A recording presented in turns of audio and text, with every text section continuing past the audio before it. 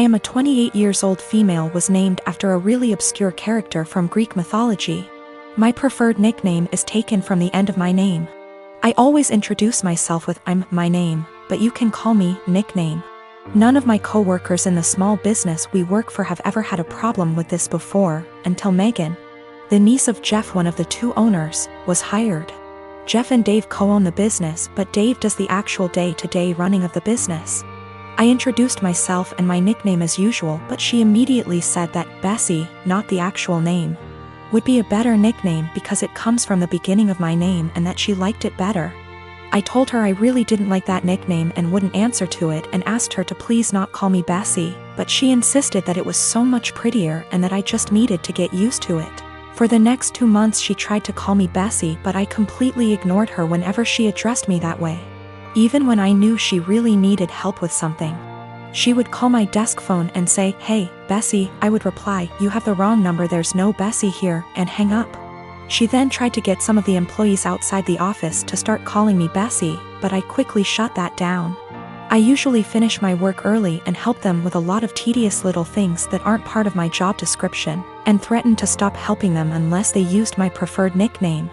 Friday she decided she was going to get me to respond to Bessie no matter what. We have an open office design but are at opposite ends. She started calling out Bessie in a sing-song voiceover and over again to try and annoy me enough to respond. Other coworkers got annoyed, most telling her to stop and one Lisa telling me to just let her call me Bessie already. I refused and she kept calling out Bessie louder and louder, until Dave barged in. He'd been on a conference call with an important client and could hear her yelling from his office down the hall. He told her to be quiet and that if she called me Bessie one more time, he'd write her up and dock her pay. Later, Megan cornered me in the break room, called me in for getting her in trouble and called me Bessie again for good measure just as Dave was walking in to heat up his lunch. He gave her a stern look and said, "I warned you." Then he walked to HR to have her written up. Lisa is saying I'm the for never helping Megan and that, if I had been nicer or hadn't fought her so hard on the nickname, she probably would have given up on it a while ago, but because I made such a big deal out of it, it became a challenge. I am a 37 years old male. I have a 13Y.0 son. I was a widower when I met my now wife. She has a 16Y.0 daughter from another relationship. The family is often on pretty good terms. My son is the quiet one in the house. He keeps to himself a lot but not to the point of being concerning. My wife and stepdaughter are the complete opposite. They both encourage him to be outgoing and share activities and join gatherings with extended family. My son complained about having to be forced out of his comfort zone and having his need for space invalidated. I spoke to both my wife and stepdaughter and asked them to give him space and freedom to spend his time however he wanted. They apologized and promised to let him be. As Mother's Day was approaching, I wanted to throw my wife a surprise Mother's Day celebration. It was no longer a surprise because my stepdaughter gave her the heads so she could prepare. Yesterday I got off work earlier than usual to get final arrangements done. We planned to celebrate at the restaurant and invited her family there. I had the key and while I was entering the house through the front door I overheard my wife and stepdaughter talking to my son. My wife was asking my son if he could convince me to let him stay home and not go with them to the restaurant to celebrate. I paused and decided to keep listening. My son said why and she told him that his introverted and socially inept attitude will make her family uncomfortable and will ruin the mood. He promised her that he'd be well behaved and would try to interact and socialize with everyone, but she said that she wasn't buying it. He kept reassuring her, but she snapped and told him that technically she's not his mom, so she didn't get why he wanted to celebrate Mother's Day with her so badly. My stepdaughter threw some, I don't remember, backhanded comment and then both of them were shocked to see me standing there. Both were staring without saying anything. I told my son and his stepsister to go to their rooms, then told my wife that the celebration was off, cancelled. She tried to argue, asking why repeatedly, and I told her why. She tried to explain that she didn't mean it like that and that I only heard part of the conversation but not all of it.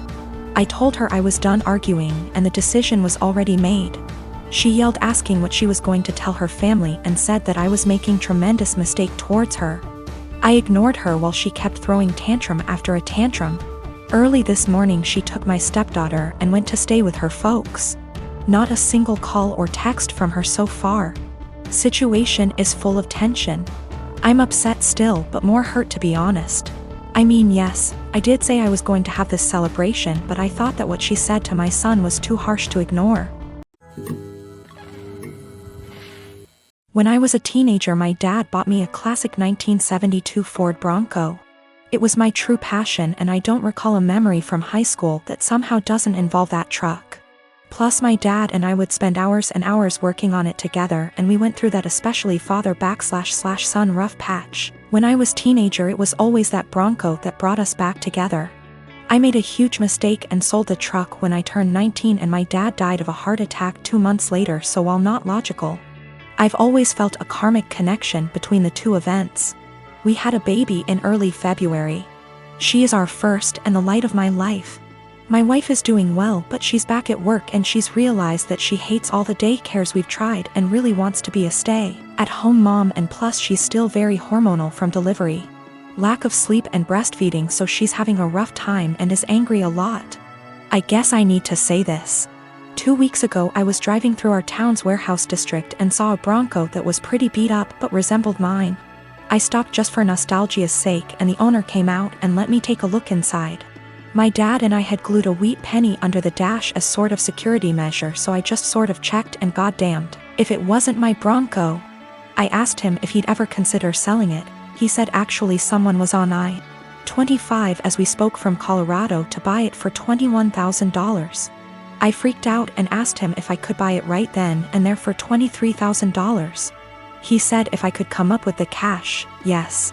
I had been procrastinating setting up a 529, so I had $12,000 in savings that my wife's parents had given us. I maxed out my credit card to Venmo, and my mom bought down a check for $4,000, and I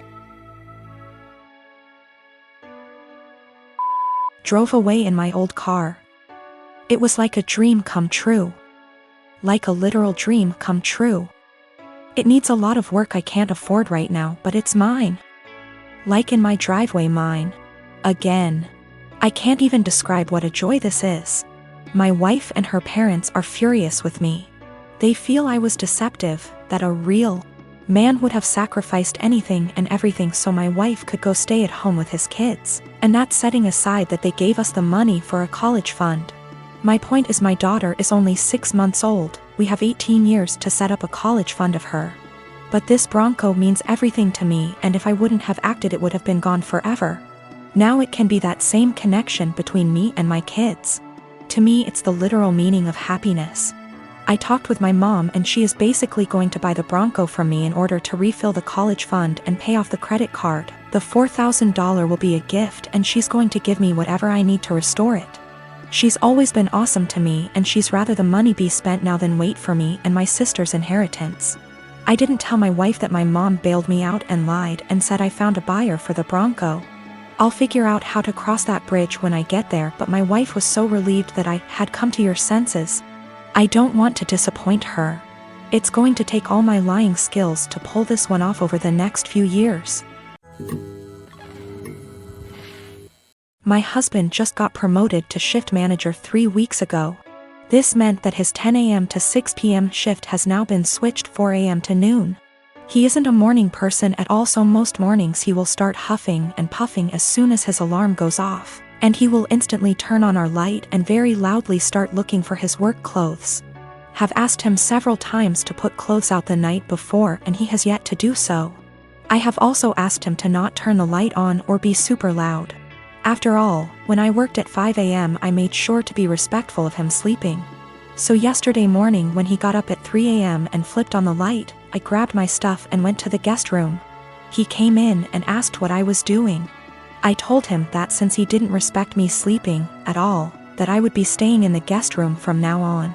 He made a comment about the light will only be on for 5 freaking minutes. Which is not true. He turns the light on, finds himself clothes, and then goes to take a shower without turning the light off.